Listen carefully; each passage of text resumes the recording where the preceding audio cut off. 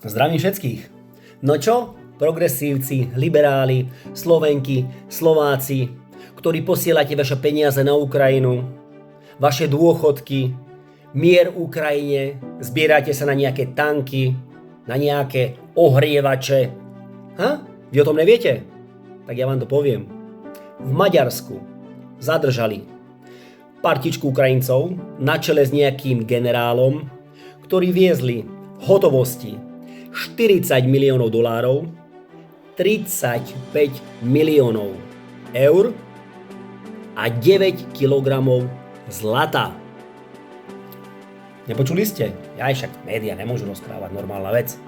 Tak na budúce, keď budete chcieť vaše peniaze posielať, tak ich posielajte radšej sem na Slovensko, lebo v prvom rade tu treba pomáhať.